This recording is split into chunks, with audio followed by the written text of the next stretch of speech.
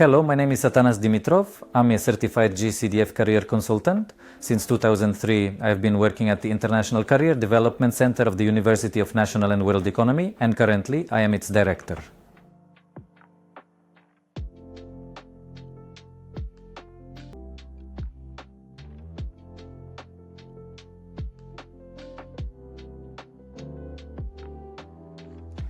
In Bulgaria, there are many widespread myths, and in my opinion, the most common one is a study. So you don't have to work, that everything happens through connections and all of that sort, which have been layered far back in time, and accordingly so have had their impact on thus the choice of a particular field for the development of young people.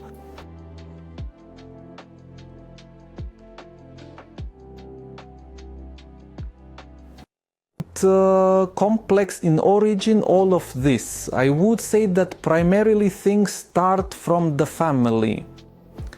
After that, of course, the environment in which children and young people grow up, and of course to a considerable extent the media and the now modern social media, which accordingly show extremes and do not present the real situation of things.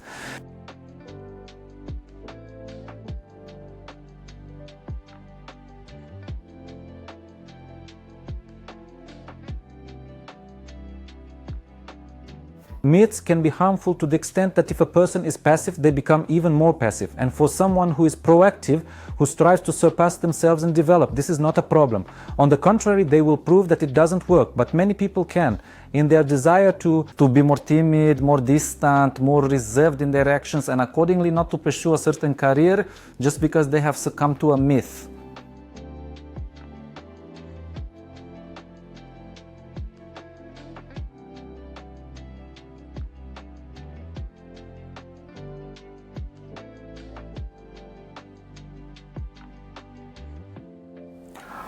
I would say that this is not exactly a myth, rather it's a statement that is characteristic of business, that it requires people to work, for example, from 9 to 5.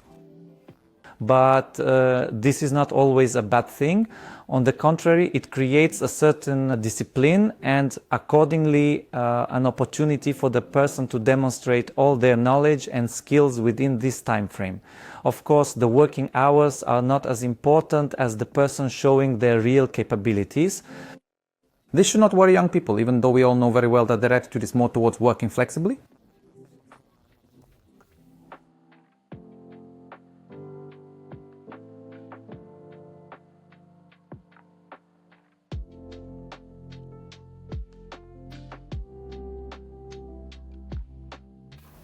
I don't think they are discouraged, but these are also myths from the past when we lived in a society that was much more closed regarding creative professions. That is, they were realized in a smaller territory, such as Bulgaria, whereas now, with the development of all digital channels, and artists can showcase their work to a very, very large market, not only in the European Union, but in the whole world. This gives him the opportunity to develop his talent. I would advise young people who are creatively inclined to try to find themselves in order to show what they are truly capable of. Not to worry about any such overlays with time.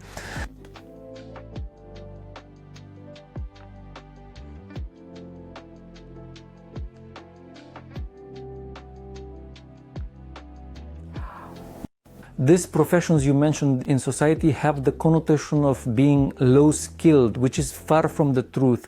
These are extremely important professions that the market is looking for, and there is a shortage of them. And at the very least, they are very well paid. If a young person, if he develops in this direction, he can definitely receive adequate pay as long as he escapes the cliches that this is low-skilled work or that it is not prestigious. On the contrary, these are professions or crafts that provide a very good opportunity for self-realization and accordingly for income, as long as a person wants to develop in them. What is characteristic of these professions is that one starts, of course, as an apprentice and then a master. It takes time for a person to become the best in this profession.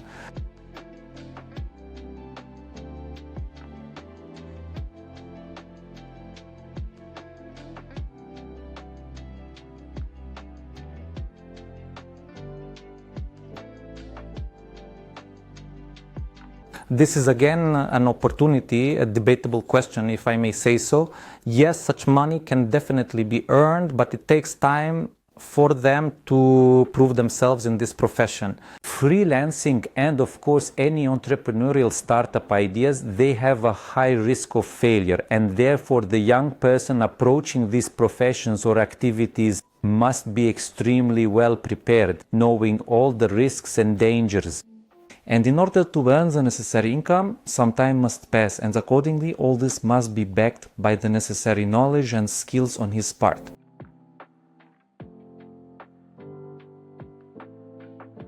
Of course, the COVID crisis provided an opportunity for the rapid development of the possibility for people to work remotely. But here, for me, the danger is that many people perceive remote work as something done on the side. That is, we do something at home or wherever we are and still work. This is the first danger. The second danger is that to work remotely, one must have very serious self-discipline and not procrastinate and do things as they should be done in a given office. And for me, a very important thing is that the lack of social contacts and teamwork sometimes reflects on the work climate, if I may say so. And most importantly, one should not view remote work as some kind of panacea. Various hybrid forms between remote and stationary work are increasingly developing. It's all a matter of mindset, and if the person is responsible, they will manage. Sometimes a little more self-control is needed, and of course, control from the employer.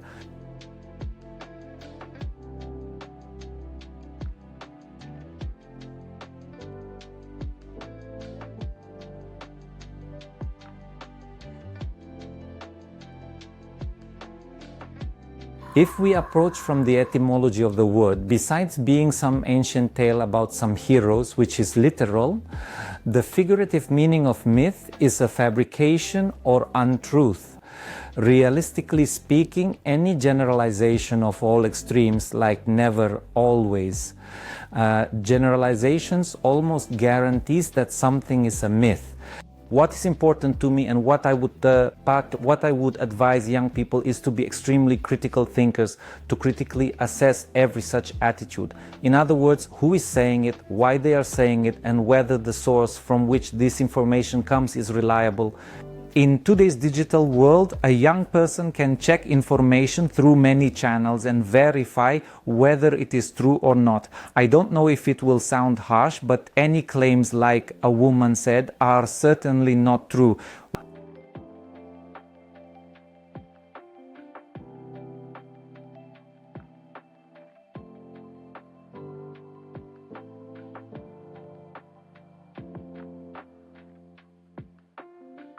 The ideal profile is also a myth. There is no such profile. Every profile has its nuances. There is no person who fits 100% for a given profession. There are always things that need to be complemented over time. What young people need to know is that they must educate themselves and develop throughout their entire lives.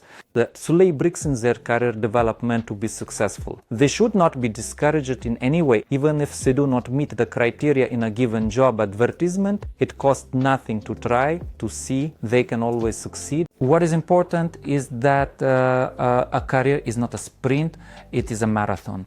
They need to try, be proactive, be inquisitive, be curious, and as I mentioned earlier, volunteering and internships are a very good opportunity to see if a given profession is for them. Nothing is at any cost. Try. Time is on your side.